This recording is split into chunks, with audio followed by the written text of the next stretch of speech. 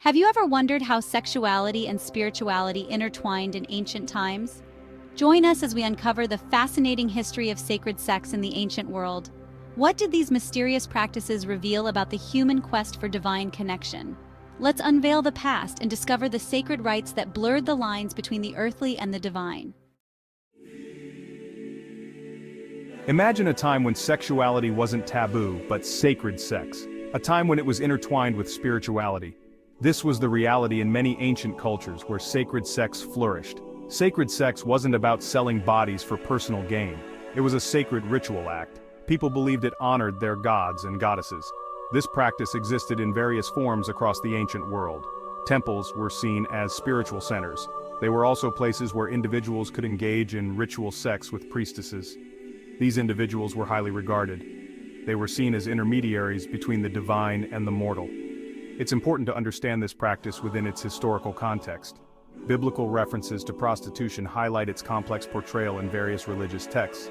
Sacred sex was linked to fertility cults and deities like Aphrodite and Asherah, serving as a means of spiritual communion. Mythical references to sacred prostitution include Inanna, Ishtar, Aphrodite, and Tamar, with Aphrodite and Ishtar Astarte cults focusing on love, beauty, temple practices, and agrarian roots. Modern interpretations often fail to grasp its true meaning. We must shed our preconceived notions to truly understand this ancient practice. The roots of sacred prostitution can be traced back to Mesopotamia. Here in the bustling cities of Sumer and Babylon, evidence suggests the existence of temple prostitution. In the Epic of Gilgamesh, the goddess Inanna, or Ishtar, is associated with sacred sex, where she sends a temple prostitute to seduce the hero Gilgamesh, reflecting the intertwining of sexuality and divinity. Inanna, later known as Ishtar, was a prominent goddess. Ishtar, the holy whore, was responsible for blessing men through conjugation and women for obtaining her reproductive blessing through holy prostitution. In her incarnation, Sumerian Inanna was responsible for her husband's death and vegetation loss. High priestesses had ritual sex with the monarch to ensure crop growth and anoint the king with Inanna's grace. Uruk, known as the city of the courtesans, received special blessings from the goddess due to its widespread use of holy prostitution. On Akitu, New Year's Day, High Priestess prostituted herself to a lucky young man to produce a sacred child. These acts were not seen as immoral. They were seen as ways to connect with the divine favor and promote agricultural fertility. Also reinforced social hierarchies and the legitimacy of rulers. The Babylonians replicated the Sumerian ritual by incorporating Ishtaritu prostitutes into Ishtar temples, offering themselves to male worshippers who paid the appropriate tribute. Every Babylonian woman was required to undergo the ceremony with a stranger at least once in her lifetime. Moving westward from Mesopotamia, we find the practice of sacred prostitution also deeply rooted in ancient Greece. Here it took on unique cultural expressions, particularly in the city of Corinth. The temple of Aphrodite, goddess of love and beauty, was one of the most renowned centers for this practice. Priestesses, known as hierodules, served the goddess by engaging in ritualistic sexual acts with worshippers. These acts were not mere transactions, but sacred duties, believed to bring divine blessings and favor upon the participants. The Roman historian Strabo wrote about these practices, noting that the temple of Aphrodite in Corinth housed over 1,000 hierodules. These women were often revered and held a special status in society, seen as intermediaries between the divine and the mortal realms. While some historians argue about the extent and nature of these practices, the reverence for Aphrodite and her priestesses is well documented in ancient texts and artworks. Furthermore, the concept of sacred sex in Greece wasn't limited to Aphrodite alone. Other deities associated with fertility and love, like Demeter and Dionysus, also had rituals involving sexual rites. These rites were believed to ensure agricultural fertility, community prosperity, and personal blessings. The intertwining of sexuality and spirituality in ancient Greece reflects a broader understanding of human experiences as channels to the divine. However, unlike in Mesopotamia, where sacred sex was often state-sanctioned and organized, in Greece, it was more localized and varied from one city-state to another. This diversity in practice highlights the cultural richness and complexity of ancient Greek society. As we delve deeper into the ancient world, it becomes evident that sacred sex was not just a religious practice, but also a cultural phenomenon, deeply embedded in the social and spiritual fabric of the times. In the pantheon of ancient Greek deities, Aphrodite reigns supreme as the goddess of love, beauty, pleasure, and procreation. Some accounts depict her as the daughter of Zeus, while others claim she emerged from the sea foam. Her emergence from sea foam symbolizes the alchemical process of solve et coagula, where matter is broken down and transformed. This mirrors alchemy's essence and the goddess's own transformation. The performance of Aphrodite's birth from the sea inspired artists to portray Phryne's lover Apelles and dance for the gods, lasting 2 millennia. Ancient Greece's hetairai, high-class courtesans, participated in public god-worshipping rites, including Phryne performing a leisurely striptease at temple entrances, and being the main attraction during Poseidon and Aphrodite festivals. Aphrodite's temples served as centers of worship and pilgrimage. Aphrodite's influence extended beyond her temples, shaping Greek art, literature, and philosophy. The women who participated in sacred sex were not viewed as mere prostitutes in the modern sense. They were priestesses, devotees, and sometimes even high-ranking members of society. Their roles were complex and varied, depending on the culture and specific temple. In some cultures, women dedicated themselves to the temple for a set period. This could be a rite of passage, a way to serve their community, or a form of spiritual devotion. They were often highly educated. They learned rituals, texts, and traditions associated with their deities. These women held a unique position of power. They were believed to possess a connection to the divine. They acted as intermediaries between the gods and goddesses and their worshippers. Their sexual acts were ritualistic, not simply transactional. The social standing of these women could be high. In some societies, they commanded respect and even wielded influence. Their involvement in sacred sex was not seen as something to be ashamed of. It was an integral part of their religious beliefs and practices.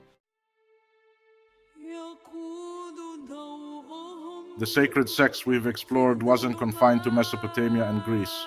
It also appeared, albeit in distinct forms, in ancient Egypt and within the pages of the Hebrew Bible. In Egypt, a land where gods and goddesses played active roles in everyday life, sexuality was celebrated as a life-giving force. Temples dedicated to deities like Hathor, goddess of love, music, and motherhood, were sites of ritual practices aimed at ensuring fertility and abundance. Strabo, a writer from the Black Sea, lived in Rome during the early empire, included an unusual variant on Egyptian religious rituals. In the 1st century, Egyptians consecrated young unmarried socialites at the Amen temple to associate with strangers. A maiden of the greatest beauty and illustrious family was dedicated to Zeus, who cleansed her body before marrying him. The Hebrew Bible, a complex tapestry of history, law, and spirituality, offers glimpses into the ancient Israelites' struggle with Canaanite practices, including sacred sex.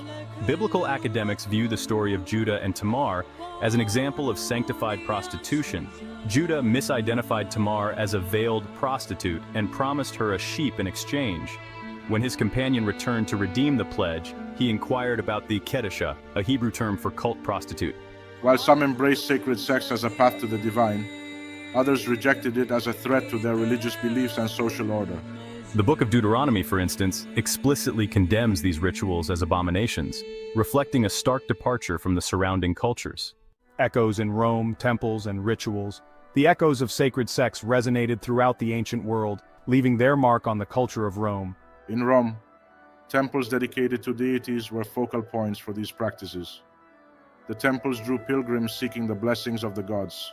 The Romans, pragmatic and adaptive, viewed sacred prostitution with fascination and skepticism. They often condemned it as decadent or barbaric. Despite ambivalence, sacred sex persisted in Rome's diverse religious landscape. In ancient Rome, prostitution was permitted, and one could find many pornai, often slaves, in brothels, taverns, and on street corners. Upper-level prostitutes entertained at dinner parties in Rome, similar to the hetairai at Greek symposiums. Volumna Cytheris, an actress, accompanied both Mark Antony and Brutus. Patricia was known for her influence in Roman politics, being a companion to several prominent politicians, including Pompey. Many prostitutes were slaves or ex-slaves, classified as infames, lacking social standing or citizenship rights. Roman comedy and satirical treatises often featured prostitutes as stock characters, reflecting their societal roles. Shifting perspectives, modern misconceptions, and ancient realities. The concept of sacred prostitution often clashes with modern sensibilities. We tend to view sexuality and spirituality as separate realms. Our understanding of prostitution is often colored by negative connotations. This modern lens distorts our perception of ancient practices. We impose our own values on a time when things were very different. To truly grasp the significance of sacred sex, we need to set aside our preconceived notions. In the ancient world, sexuality wasn't always viewed through the same lens as today. It could be a source of power, a way to connect with the divine, and an integral part of religious practices. Sacred sex wasn't about exploitation or degradation. It was a ritualized act with spiritual meaning. Understanding this difference in perspective is crucial. It allows us to approach the study of ancient cultures with sensitivity and an open mind. Only then can we begin to unravel the complexities of sacred prostitution and its place in history. The divine feminine, spirituality, and sexuality intertwined.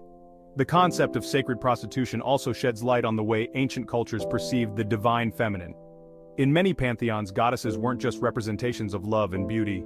They were powerful forces that embodied creation, destruction, and the cycles of nature. Sacred sex, in some contexts, can be seen as a way to honor these goddesses and tap into their power.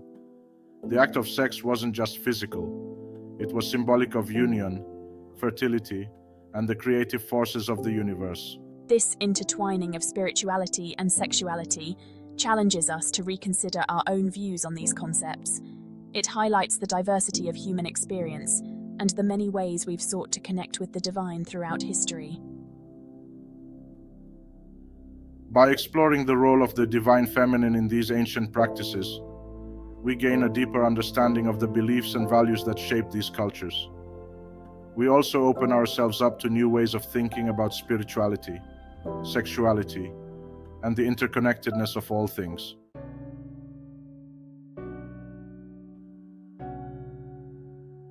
Conclusion: respect, reverence, and the legacy of sacred prostitution. The world of sacred sex is a journey back in time.